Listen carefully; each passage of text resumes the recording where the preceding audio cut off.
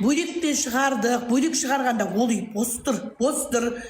Бөлек шыққанда енді үйіне ешкім, мен бармаймын ғой, мен кеттім, қожайын жүр, ана қыз кетіп барады, жиырмасы ұшып. Болды ғой енді, бөлек шыққанда сен қара көрмей өтпейтін шығарсың енді. Үйіңе ешкім бармау керек па? Енді бір 5-10 күнді бізді көрерсің, бір айда бір 10 күнге 20 күнді өзіңізге арнаңызшы, бөлек шығып, күйеуіңмен былай шабасың ба, үйдің ішінде қышқырасың ба, деп. Бір 20 күн енді ұят қой, сен ондай өнепейін біреудің үйін басынбайсың. 20 күн что хочешь делай, орысша айтқан. 5-10 күнге бір міндетіңізді де атқаршы, сен енді бұзылып кеткен қатын емес шығасың, дұрыс па? Сосын мені балда шаба бер. 20 күн что хочешь үйді өртеп жүресің ба, басыңа киіп алып трусеңді билейсің ба, секіресің ба аспанға. Енді үй болғасын бір қонақ келуі мүмкін, бір 5 күнге енең келер, бір 5 күнге 5 күннен аспайды ғой, біз Ақтөбеге баруымыз 5 күннен аспайды. 5 күнге милая болып жүруге болады, дұрыс па? Деп жүруге болады. Қысы былай. Тезеп кетсек деп ішіңмен. 20 күннен кейін фартукты лектірші жермен қарай. Что хочешь делай дедік қой, біз даже звондамаймыз, өзі айтсын. Келін не істедің, тамақ істедің бе, етті жайдың ба? Үйге шешен келді ма, әкең келді ма деп бір тіпті шаруамыз жоқ. До свидания, дорогая. Ол тіпті Асия апа келеді, киім дайындап береді, тіпті шаруамыз жоқ. Бір күттей жақсылық істейді, пәшөн деп атыр. Көрмей атқан жоқпыз, соқыр емеспіз. Неужели сондай нәрсе қолдарына келмейді қазақтың келіндеріне? Біз одан зорын жасаған қатындарымыз ғой. Күні түні мұрнымыздан боғымыз сорғалап, басымыздан теріміз сорғалап. Енді сондай бақытты көрмесең, Құдайдан қорықпайсың ма? Қандай бақыт керек сендерге? Қандай бақыт керек? Құдайдан қорықпайсың ма? Ұят емес па, сен қыз емессің ғой, келінсің полигон. Болады ғой енді ондай случайда. Қайнапа келер бір 5 күнге, 10 күнге, деп қайнапа, десең болды ғой қайнапаға. Деп. Мен сондай қатындар түсінбеймін. Содан жаңа шеке береміз әресімде. Бір бай подружка болды, шоба киіп алады, былқылдап, сұқылдап, оптовичка базарда. Мә, дастархан жайнады. Содан мен шеке берем, мен да. Енді бейшара емессің ғой, байдың күтті ақшасын деп шығарамыз ғой былай. Ана подружкам жынданады маған бір күні. Сенің ақшаларың ондай көп емес, неге сен бізбен бірдей тұрасың? Біз сияқты дастархан жаясың дейді ғой. Біз қалай, ол деген бір келі өрік, бір келі мейіз, бір келі ариақ алады. Біз ондай алмаймыз. Біздер 200 грамм ариақ, 200 грамм мейіз, 200 грамм өрік, дастарханның бетіне ғана қоятын аламыз. Көбісін қолдан пісіреміз.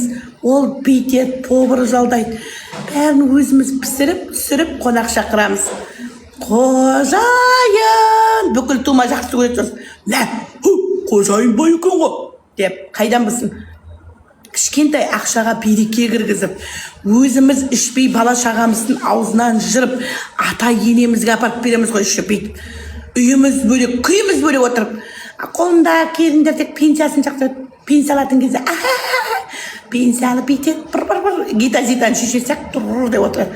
Біздер пакет, батасын алайық деп едік, атамыз бен енеміздің бейбаспен перзаттың аузынан жырып асыл заттан. Жегізбей оларды ұрып, тұр, атаң мен әжең жесін, сосын жейсін жалмауыз, тым тағылмайды.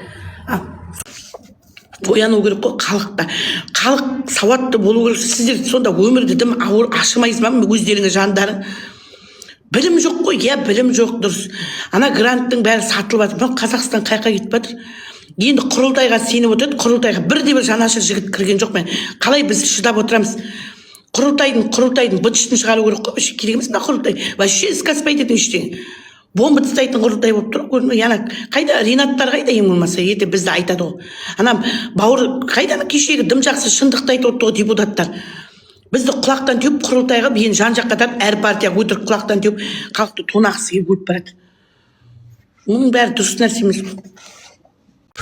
Мен өзім таң қаламын да, өзімнің өмірім артқа қарай қарасам, қалай мен бұл қиындықтан шыққанмын, қалай мен бұл қиындыққа шыдағанмын деп өзімнің өміріме таң қаламын.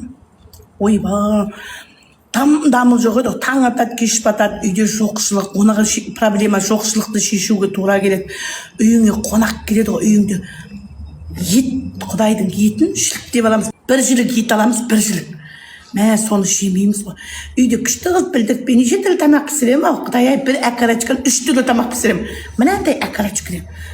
Ана етті қонақ күтіп отырамыз. Бір қонақ келсе, күйеуіміздің шығар ойдайды, мә, берік ақшаны күреп жатыр деп. Бір түйе сойып тастаған деп ойлайды, қайдан білсін. Апа, тамақ алыңыз, шай алыңыз, соны қалған сарқытын жеп мәз боламыз ау. Ет фуф деп, Құдай-ай, Құдай өмірім-ай, қайран өмірім, күшті өмір сүріп мынау бірақ. Қожайын, бүкіл тума жақсы көреді сосын. Лә, қожайын бай екен ғой деп, қайдан білсін. Кішкентай ақшаға береке кіргізіп, өзіміз ішпей бала шағамыздың аузынан жырып, ата енемізге апарып береміз ғой ішпей. Үйіміз бөлек, күйіміз бөлек отыр. Біздер пакет, батасын алайық деп едік, атамыз бен енеміздің бейбаспен кезетін аузынан жырып асыл заттан. Жегізбей оларды ұрып, тұр, атаң мен әжең жесін, сосын жейсін жалмауыз, кім тағылмайды. Сол баталар қайқет болған? Қайда сол баталарым қайқет болған? Білмеймін, біздер жасамаған жақсылық қалмағанша біреуі де қайтпайды. Құдай сақтасын. Өзім өміріммен өзім ренжіп жүрмін, шынымен. Менің Құдайым ұйықтап қалған, бір оятатын адам жоқ па, бір оятып беріңдерші. Әй, мына қатынға беріңдерші, құрсын, бейшара көрмеген бейнеті жоқ па. Білмеймін, біздің Құдай ұйықтап жатыр. Ұйықтайтын смертке кеткен. Ой, мына Бағдагүл сынықшы апам да қайтпайды, мен де ответ беруден қайтпаймын. Келінім бір қоймады, қызын бір қоймады. Анау Баян Алагөзова, Сатжан, Динара, Тамара, Асар, Ашаматайды қоймады. Олар өтпейден қайтмаған келіпті. Көп күлген бір жылайды. Адам артына қарап, алдын ойлау керек. Ой, бір қатты тексеріс болып жатыр. Біліп сынықшы, емші, балгер бақсыларға. Сол үшін бәрлігін заңды ма, соны ойлаңыз. Одан да әркімнің артын қазбалай бермей. Біреудің өмірінде, біреудің жеке өміріне қол сұғуға ешкімнің құқы жоқ. Мен бір үндемеймін, екі үндемеймін, үшіншінде енді барлығын заңды түрде шешемін. Сондықтан алды артқа қарап жұмыс жасау керек. Біреудің артынан әңгіме айтып, біреуді даттап, біреуге сөз айтуға ешкімнің құқысы жоқ. Заң бәрімізге ортақ. Сол үшін алдыңызды, артыңызды қарап, тірлік жасаңыз. Ашаматай неге ұнамайды сізге? Ашаматай сізге ұнап тұр ма? Сіздің пікіріңіз бізге ұнамайды. Халықтың пікірі солай ұнамайды деді ол халық. Халықтың пікірімен соны санаспайсыз. Зачем Ашаматай сізге ұнап тұр ма? Онда сіз сайлап отыра беріңіз өзіңіз. Қай жағынан ұнап тұр? Жезөкшелердің санын көбейтетін ана қалаулымды ашқан үшін ұнап тұр ма? Өзіңіз сондай жезөкше еркек шығарсыз. Баратын қыз таба алмай қалам деп тұрған шығарсыз ертең. Бүкіл қыз жүріп кетіп. Ол қалаулым бағдарламасын халықтың ұсынысымен неше жылдан бері жаба алмай жатқан. Бойдақтары үйленді ғой енді. Соның арқасында. Кім бойдақ үйленді? Кәне айтыңыз маған. Прямо бойдақ содан үйленіп кеткен бар ма қалаулым? Кім бойдақ үйленді қалаулымнан? Зухра мен Бексұлтан үйленді. Үйленіп отыр ғой. Тағы кім үйленді? Тағы екінші. Үйленіп отыр ғой бәрі ақырын. Сонда сол қалаулым болмаса ешкім үйленбей ме? Қалаулымның қасында бармаса Ашаматай болмаған ешкім үйленбей ме?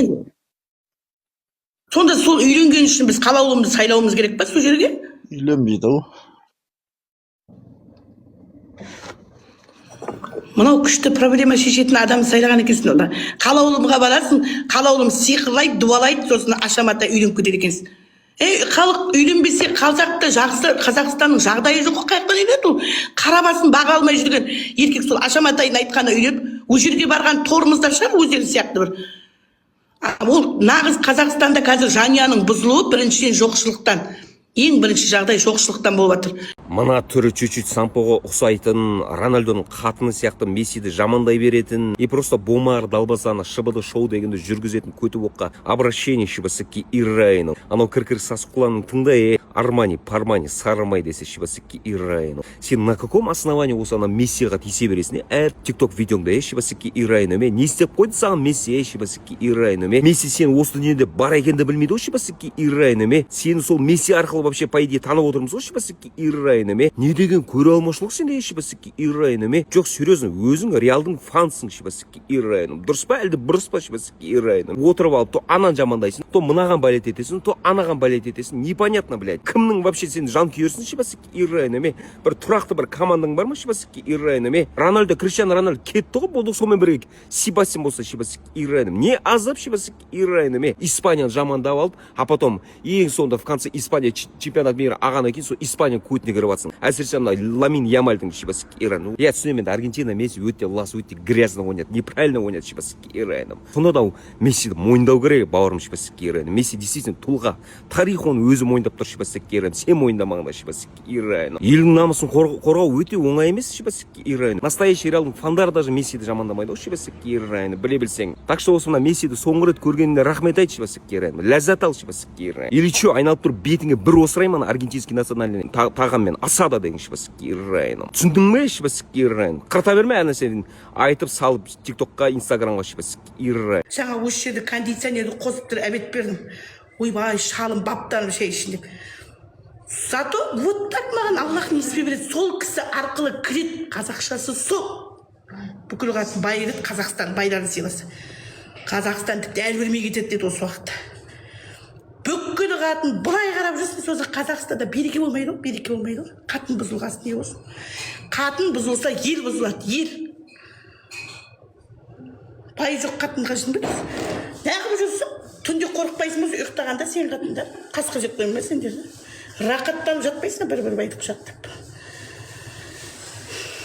не білесің ағамда мен сияқты күшті мынауыске қызал алдыңа келсін күшті қызал несібесі табылады ол мынандай келіншек несібесі қалдырмайды ғой бізде де өмір құдай несібесі қалдырған жоқ күйеуіміз сыйлаған сайын беріп жатыр әкесін танып құдай да күшті екен құдай берші арысып жатыр қожайын сыйлап